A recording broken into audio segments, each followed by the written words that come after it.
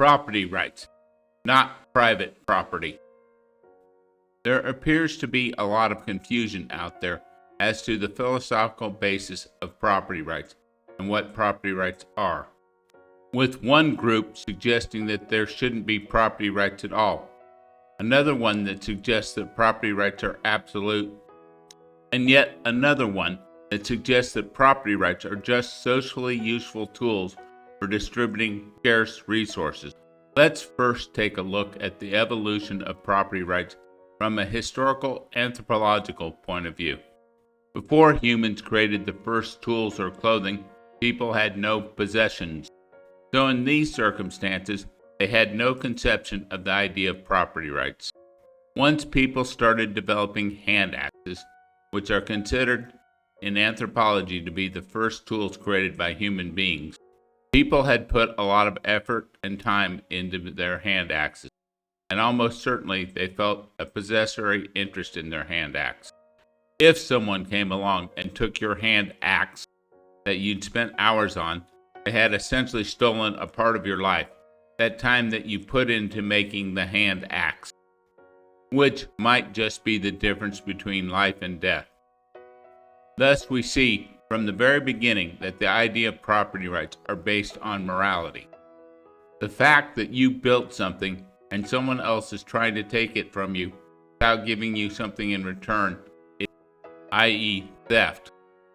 This was probably the understanding of property rights in all hunter-gatherer societies. They only understood property rights in personal things.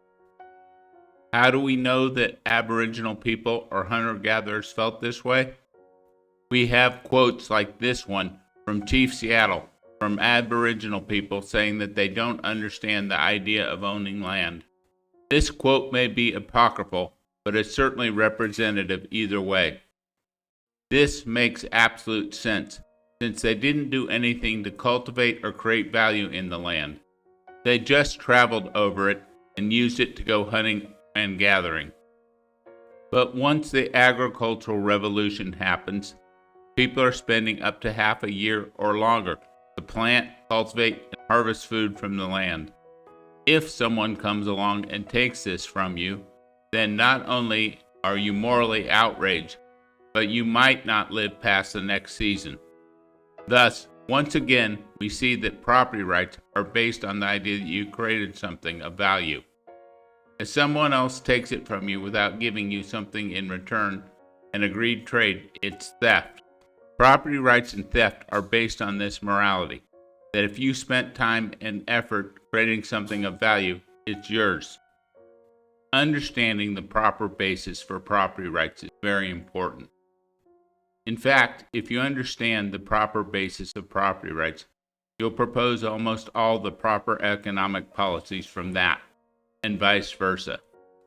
In addition, all legitimate law is based on the idea of property rights, that is, that you own yourself. All illegitimate laws violate property rights. In addition, the libertarian non-aggression principle makes no sense unless you have a proper understanding of property rights. Despite this obvious moral point, during the Middle Ages, kings suggested that they owned all the land originally. In fact, some law professors still teach this bullshit, that all title goes back to the sovereign originally. But up to this point, no one had set up a logical system for explaining why property rights exist. The first philosopher to do this is John Locke, who does it brilliantly. He states that property rights come from the creation of value, of course. The fact that you create something gives you property rights in that creation. Those property rights are limited to what you created and the value you created. Not surprisingly, as civilization became more advanced, such as during the ancient Roman period, people began to notice that ideas such as paintings and literature and inventions had a lot of value, and that this value was easy to misappropriate by plagiarists. In fact, the first documented case of plagiarism happened in ancient Rome. A poet had become famous, and he was selling his works, and plagiarists noticed that they could just copy the works and make money themselves without having to think up poems themselves. The way the story is told, this poet did not have any recourse under Roman law, although this is probably incorrect, as we'll see in the next slide. William Blackstone, who wrote the famous Commentaries on the Laws of England, which is considered the definitive treatise on English common law, noted in one of his chapters that, in fact, in ancient Rome, if you copied a work of genius or invention on another man's canvas in the case of paintings, that the law gave the canvas to the painter. While he doesn't say this, the obvious analogy is that if you created another man's invention, then he got to keep it as his own property. This is even more drastic than injunctions, which can be issued today in patent cases. Given Rome's technological prowess, it's almost certain that they had some form of IP, or they would have never have created all those inventions. In fact, among Roman inventions was a mechanical reaper, which was lost to history for over 2,000 years. Now, the inventor who created this mechanical reaper certainly had to spend years perfecting it, and had to hire people to create specialized parts, had to feed his family. There's no way he could have done this without an expectation of profit, unlike the insane libertarians who say, oh, people just create stuff for the fun of it. The city-state of Venice was the first one to create a modern patent statute in 1474. Not surprisingly, Venice became one of the technological and commercial leaders in the world. They were known for their advances in glassware and their advances in printing. They were also known for optical instruments, such as Galileo's telescope. As a seafaring city-state, they had many inventions in the maritime industry. But the wealth of a single city-state is not enough to increase the GDP per capita across the world. The decline in Venice as a world power seems to have been brought about by political corruption and the growing influence of the Ottoman Empire. So we've seen that those people who were hunter-gatherers or nomads only had a concept of personal property rights. They had no conception of property rights in land or buildings. Then, with the advent of the agricultural revolution, property rights in land and buildings were recognized. As technology and arts advanced, people began to recognize that there was value in inventions and artistic creation, and that these could be easily stolen from the inventor or the artist by just copying them.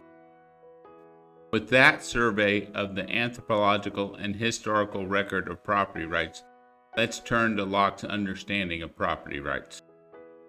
Locke was the first philosopher to define a proper government and the proper definition of property rights. This means, in over 2,000 years, Locke is the first philosopher to have defined a logical foundation for government and for the law. In order to do this, he postulated a man living in what he called a perfect state of nature. Marxists love to criticize Locke's perfect state of nature, saying that man never lived alone, he always lived in groups. Not only was he not making an anthropological argument, but this isn't true. We know that the real-life story of Robinson Crusoe is about a man living in the equivalent of the perfect state of nature. Also, we know that these people living in groups that the Marxists love to point to so much actually had a conception of what property rights were. So once again, Marxists are being inconsistent with their criticism and intellectually dishonest.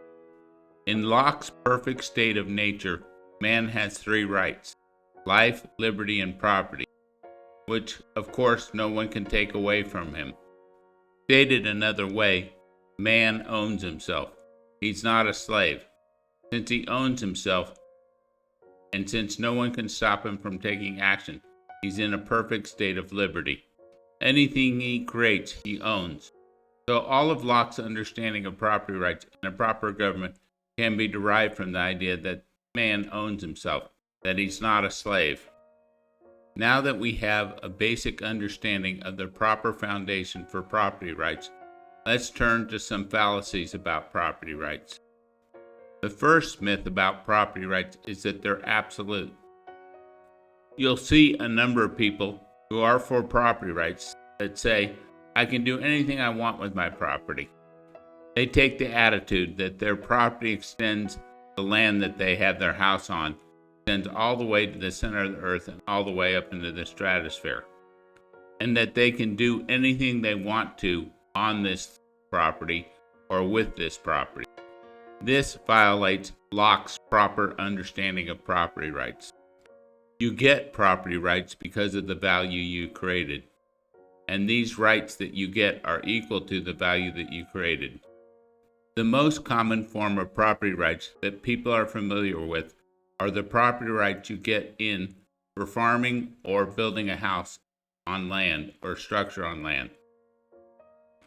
In the law, this is called fee simple title, but that does not give you unlimited rights. It does not, for instance, give you mineral rights in your land. It does not allow you to put a pigsty on your land next to someone else's house or to blast music at 200 decibels. These have nothing to do with the quiet enjoyment of your land or your ability to farm or live on it. But they do interfere with other people's quiet enjoyment of their land and their ability to live on their land. We should also discuss the fact that a number of people think that they can use property rights to create fences, to imprison people, to keep them from traveling. The Old West trope, where somebody owns a whole valley and so you have to travel miles and miles to get around their land, is just nonsense. This silly argument has been used as an anti-immigration argument. Can't we just all say that this is our property and we don't want anyone else coming on it? No. The freedom, the right to free travel precedes the right to property rights. In Roman law, you had to build a road every so often, and if you didn't maintain the road or build the road, people could just travel across your property. The same idea was incorporated into the American Homestead Act, which required a road every 1 mile on a grid. Unfortunately, this absolutist point of view about property rights undermines the argument for property rights. People will make stupid arguments like, your property rights don't extend to using a bat to hit my head. You own the bat. That's the limit of your property rights. So our property rights contradict each other. That is a misunderstanding of property rights and a misapplication. There is no contradiction between property rights or conflict between legitimate property rights. The next fallacy I want to take on is the Marxist idea that there should be or that there is no such thing as property rights. This idea of Marxism stems from their idea of the labor theory of value. By the way, their labor theory of value is not the same as the classical economists' labor theory of value. Once again, Marx is purposely distorting words. The Marxist labor theory of value says that all value is derived from physical labor, thus denying the role of the mind in creating value. This leads directly to their idea that there should be no property rights, because people who profit from their property rights are profiting mainly from mental effort, not physical labor. What's interesting about this insane idea that only physical labor produces value, it means that everyone should be paid exactly the same wage no matter what they do. So Marx's idea of eliminating property rights is the idea of eliminating the mind, which is the basic tool of survival of human beings. In other words, it's a philosophy of death and destruction. The next fallacy about the origin or the foundations of property rights is one that many confused Austrian economists make, and it's got several overlapping foundations. In its most basic form, Austrians will say private property. They always say private property, not property rights. I'll explain why in a second. According to Austrians, private property is a socially useful tool for distributing scarce resources. As you can see, this is a utilitarian argument. And like utilitarianism itself, it fails on so many levels. It's just off the charts that people repeat this bullshit. If private property is just a socially useful tool for distributing scarce resources, then how do you decide who gets property rights? And why can't we just take somebody's property rights if we have a better scheme for distributing scarce resources? This is just insanity. One of the foundations of this idiotic theory is the idea of rivalrous versus non-rivalrous property, which was first proposed by a socialist progressive economist from Harvard named Robert Musgrave. He was a big supporter of progressive, that is, socialist policies in the US. So these supposedly free market Austrians, who are such big fans of capitalism, are pushing a Marxist theory to support their idea of property rights. Property rights are rights, not private property or a socially useful tool. The Austrians should be embarrassed by this and disown all these people immediately. A second basis for this idea of private property is just a socially useful tool for distributing scarce resources comes from Ludwig von Mises. Mises, of course, was a fan of the idea that all value is subjective. That is, the subjective theory of value. Since values are subjective, Mises concluded that there's no such thing as an objective basis for ethics. All ethics is arbitrary, that is subjective, according to Mises. I've even heard some great talks from Austrian economists where they tell you, after pointing out the absurdities of socialist policies, they'll say, I can't tell you what to do because that would be an ethical choice, right? But I can tell you what the consequences of those choices will be. This ethical and moral abdication is just outrageous and frankly evil. By the way, it's not something that Millay subscribes to at all. If Austrian economics is going to have any future, they need to purge themselves of this stupid socialist idea. Both Musgrave and Mises get these ideas from Immanuel Kant, who is one of the most evil philosophers in history, and nothing but warmed over Plato. The Homestead Act in the U.S. is one of the purest applications of Locke's ideas of property rights. But like all legal doctrines, there were some practical limitations of the application of Locke's idea of property rights. For instance, under the Homestead Act, you could only claim land for 1/4 of a square mile. In order to do this, you filed a land patent application. And then, in order to perfect your property rights, you had to prove that you'd improved the land by, for instance, putting a house on the land and lived there for 5 years. If this had been pure Locke, it would have been that you got the land that you had improved exactly. But as you can see, that would have ended up with a very haphazard set of property boundaries. Under the Homestead Act, things were laid out in 1-mile grids, and there was a road every mile, which reinforces the idea that you can't use property rights to imprison people. But this property right was for farming and or living on the land. There was another legal structure for mining rights because mining is not the same as farming.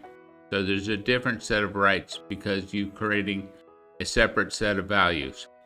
There was also a property right for grazing, which of course means you're creating a different set of values on the land than if you were farming it or if you were mining it. It's also different from water rights and other mineral rights.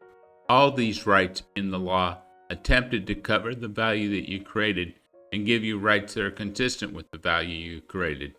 And the last but not the least is found in the Constitution of the United States, a clause that demands that the rights of inventors and authors be protected. Those became copyrights and patents. These are also different rights because the value created is different. Millay, by the way, repeats over and over the right to life, liberty, and property. So he believes that property is a right, not just a socially useful tool for distributing scarce resources. despite calling himself an Austrian. Millet understands that property rights are based in morality, and they're based on the fundamental idea that you own yourself. If you don't own yourself, you're a slave. So all of capitalism and of the common law, properly applied, is based on the idea that you own yourself and that you're not a slave, which makes you free. Long live freedom, damn it.